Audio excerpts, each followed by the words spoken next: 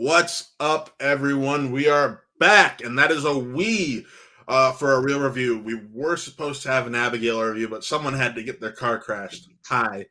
Um, It's great. Tonight, on the way to the theater, I watched another car crash into another car. oh, Jesus Christ. There's the car right in front of me. If I went a little bit faster and didn't let the car You that would have got been in in front that of me, accident. I would have been the one slammed right into the wall on the highway. Yeah, that's great. But that's not what... I guess that's kind of what we're here to talk about. We're here to talk about people surviving Crazy ass shit. Yeah. No, we're here to talk about the new movie, The Fall Guy, which I gotta say, I'm not gonna lie, I stayed away from as much of this press promo material as possible leading up to this. I saw Ryan Gosling, I saw Emily Blunt, and I knew the premise. I'm like, okay, I know it's based off of an old TV show from the 70s. That's all I need to know. I know that premise, so I guess we're just going to ride with that knowledge. Mm-hmm. So going into this, I went in blind for the most part, and I got to say, it has such a stellar cast. It really does. And it's such a love letter to stunt work in film, and it's so meta and fun. Mm-hmm. And I had a smile on my face most of the time. It's a great film. Yeah, it rips, man. It's awesome. I didn't know a whole lot about it either. I knew like the basic premise of the TV show, which is, if I recall correctly, a stunt performer who moonlights as a bounty hunter. Yeah, something along those lines. So, I mean, I guess like if what's great is like that's a series, so it's like, oh, could this be the start of a franchise? Well, I think that if it is, and they want to actually work more on the actual like from the premise of the show with the bounty hunter part, I can see that happening. But if the movie just is a one-off as is, oh man, it's awesome. It's so much fun. It's not perfect, but it's really, really fun. And I think that as far as like just these action movies that take place in the real world too, I'd say, just as a qualifier, this has got to be one of the most purely fun action, like studio action pictures in years. Oh, yeah. I think, because a lot of them really get like so far up their own ass, or it's how fun do you qualify like Marvel stuff or other things that like really dominate the cultural conversation. I say studio action too, because I mean there's like some directed video and international action movies that are great, incredible and so much fun to watch. But I also said real world because of stuff like, I mean, technically you could say that like Dungeons and Dragons Honor Among Thieves is an action picture too. But yep. I just, this is so fun and it's so witty, and the script by Drew Pearce, from Iron Man 3 and Hotel Artemis. He's so smart. And the cast is all so uniformly like excellent in what they're being asked to do. Mm-hmm. And of course, directed by David Leitch, former stuntman. The movie started like this early screening. When we saw it, it started with like an intro between David Leitch and Ryan Gosling, and the texting and everything. And they remind everyone that the director of this movie is a former stuntman, and that this movie is a love letter to stunts. It's a love letter to stunts. It's a love letter to filmmaking in general. Yes, it is.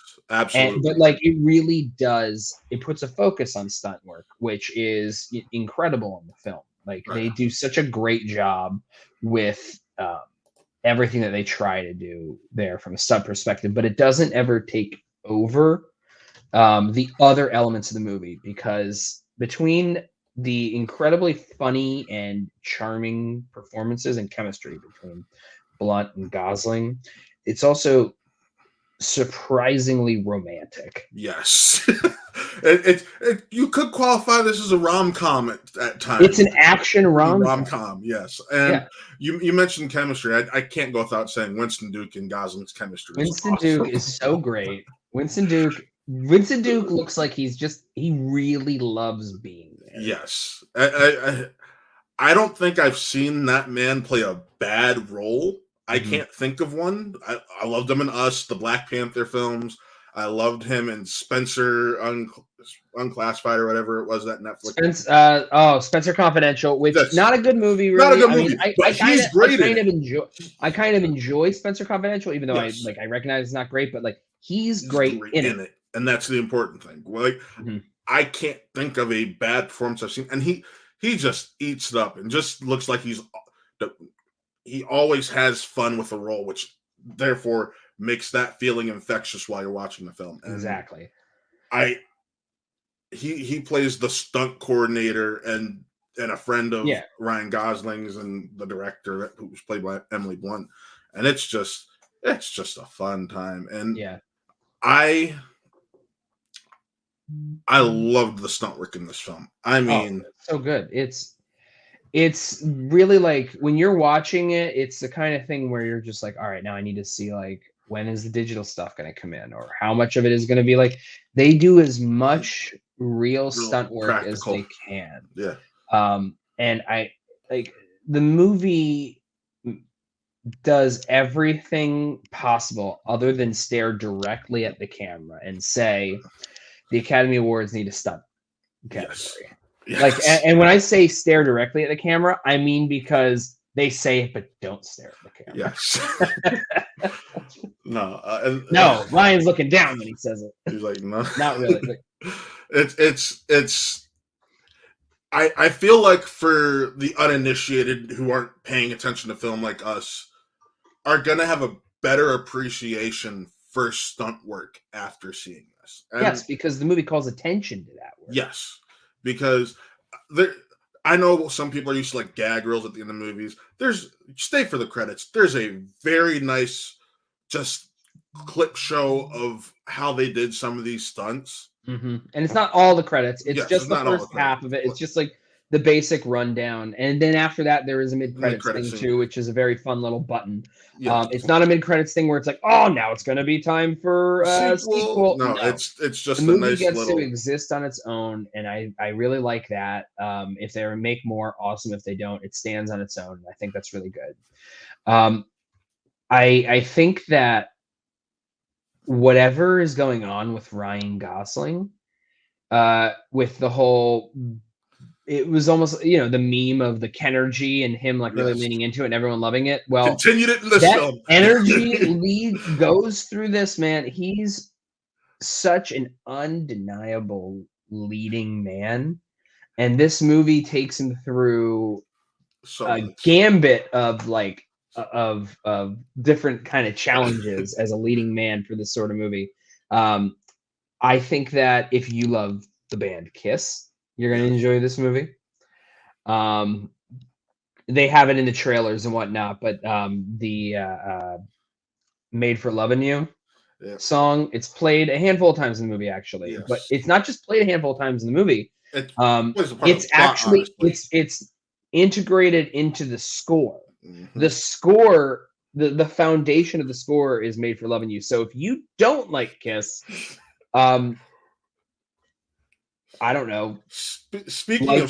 Enjoy Kiss. Speaking of score, we get a little snippet of a score within the score. All right, it's not a real score. That was that. There's I'm just saying. There's a nod. There's a couple nods. There's a couple nods. There's a couple nods to something that's incredible because. I mean, it makes sense to kind of like reference, what's popular there with that sort of thing. Although I do think that while that's great, they've had it in like one of the clips online or on trailer too. There's a needle drop that occurs in a scene with Ryan Gosling that is featuring one of the biggest music talents of all time. And it is played like perfectly, I think, the way that they use it and whatnot. It's so funny. That artist I'm not a fan of, but I know what scene you're talking about. Yes, and I am a fan as of last year. So we're rambling a little bit with stuff. I think that because we're very positive on it. We're very positive. Yes. I think that for me, the biggest issues I might have with the film are mostly there's like one or two things where I'm like, it feels like a weird little plot hole thing, but everything moves at such like a pace in Yeah, this in the last 2/3 of the film that it it's moves at an fine action because pace. it all works within suspension of Yes. disbelief.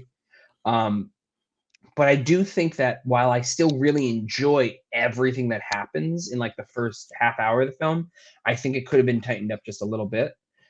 It's all really fun. It all has its place, but I think that maybe if it was done just slightly tighter, I think that that would have, I said it to Paulina on the car ride home that it's 2 hours and 6 minutes. I Mhm. think that if it was a runtime maybe of an hour and 55, I think that it would have been even better because it's. I'm not even saying I dislike the first act. I really enjoy it. I'm just saying like I think it could be better.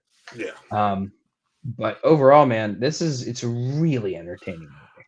I will say, my biggest complaint is I, for the most part, figured out what was going on. Hmm.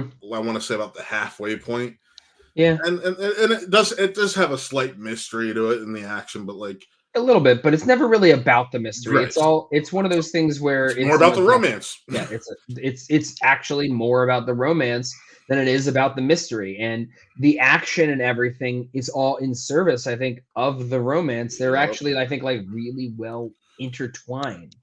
One informs the other in a lot of ways, Yes. Um. which is really cool how they're able to kind of like push those two things together and meld them well. Yeah. I know we talked, and we have, as of right now, the same rating, and we've agreed it could bump up over time. But Yeah, right like now, this is one that's so rewatchable though. oh Like yeah, it's it's so so rewatchable. funny, so intelligent, so fun We to watch say on that having screen. not rewatched it, by the way. Yes, I want to clarify. but I have plans to make sure I rewatch it hopefully within the next week. And if I'm going to give this a rating, and I know we talked, Same one. we gave it a 4. Yeah. Just very solid, fun action film. And keep in mind, this is David Leitch's first film since Bullet Train. Which Oh yeah, I forgot. I had no anticipation for this movie. And then the trailer because was like kind of enjoyable. So here's the deal, like, John Wick is an all-timer. yes, you're not a John big Bullet Train fan. I am. John Wick is very clearly mostly like Stahelski, I think, but like you can't just say that Leach did nothing there. They both have shared credit equally. Yes, But Atomic Blonde is cool, but very complicated. yes. Too complicated for its own good. And then I enjoy Hobbs and Shaw, even if it's not I great. don't. I think I that do Hobbs and not enjoy Shaw, Hobbs and but I Shaw. also think Hobbs and Shaw is like half an hour too long, which is a problem. Mhm. It's very very saggy. I really enjoy. Oh yeah, before that, I really like Deadpool 2, and I think that Bullet Train has a lot of individual pieces that I like on their own, but there's something about how it ends up, the final product, that feels like almost insufferable in retrospect. Like it's kind of enjoyable, but it also annoys me in a way that's made me like not want to rewatch it. So like the more I thought about it over time, like I've soured on it a little more. Like I was borderline 3 out of 5 when I first saw it. Right now, I think I was at like a 2.5. I'm a 3.5 on Bullet Train, Yeah. but I do think outside of the first John Wick, this is probably his best directorial effort. Yes, this is his best solo directorial effort. Yes, Um, I by know that far. people are lukewarm on Leach just because, like, the varying quality of his movies and Mhm. whatnot, and how saggy some of them could be, or overly complicated they could be. It's really funny, actually, thinking about this movie is trying its best to like it's both a love letter to stunt work, but also it's a love letter to filmmaking. It's a love letter to action movies and comedies and all these different stuff. And you're right, it is meta because it comments on those too. It comments on things such as the how overly complicated bad guy plots can be. Not saying Yes, that like I say bad guy plots, but it's like not saying there's like a villain in this, but it comments on these things in a way where it's like, yeah, if you're not like as perceptive or like you're paying attention as often to so many movies as like some of us do, you're still going to be like, wow, yeah, you're right. Like, we got to tighten this stuff up. But I do think that, I said it before, I think this is one of the most purely fun studio action Oh films yeah, without a in doubt. years. And I can't wait to own it on 4K. I can't wait to be able to rewatch it again in the future. Hopefully, Universal gives it a 4K release, because Universal's been so up and down about those lately. They're going to do it with this because this is going to make money. Yeah, Um, hopefully. yeah. There's so much coming out in the next few weeks that it may be a little bit of a task. I think that it's going to make money because it's also this is the first, if you don't include COVID, because no one should really. Yes. This is the first year, I think, since what? 2009, where a movie that wasn't from Marvel opened the summer box office season. Yes. It's the movie that sets the tone, basically.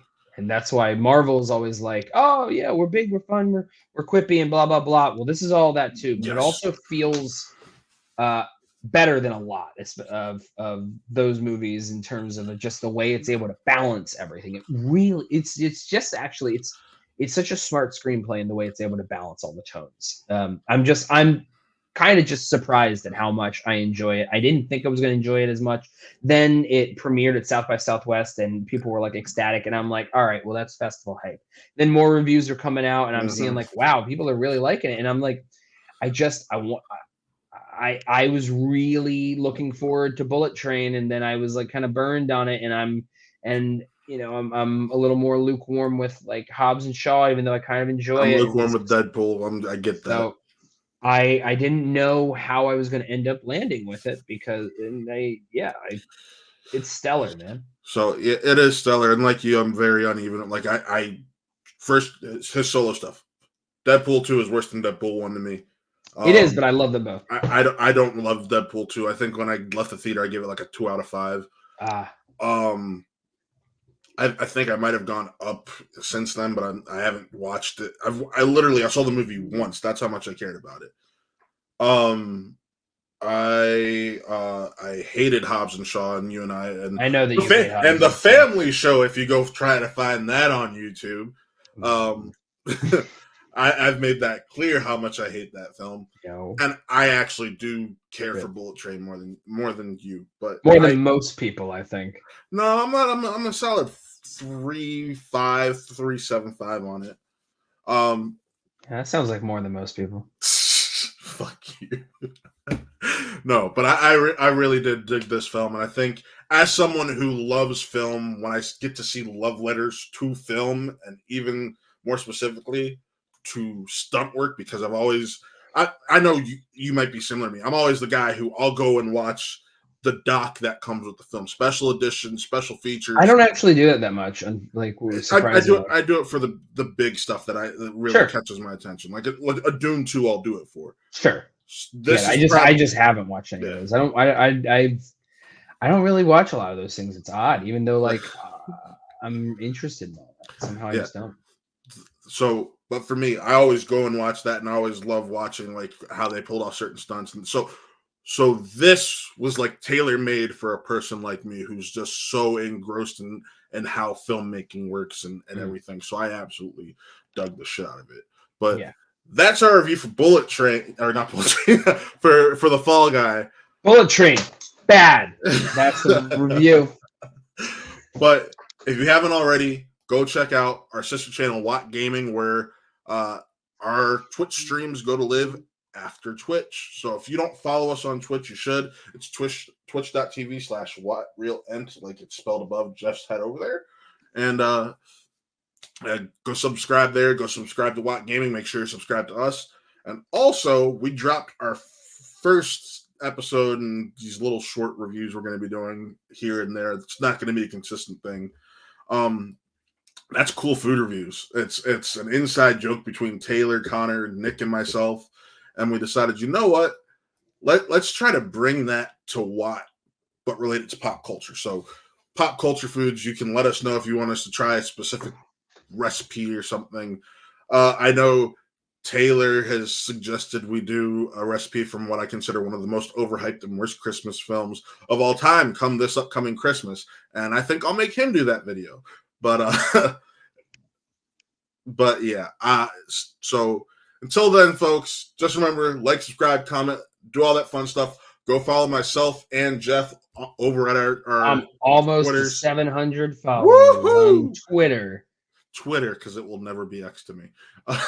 But yeah, go ahead and follow us there. And signing off, I'm Matt. That's Geoff. And this was another Real Review. We'll see you next time.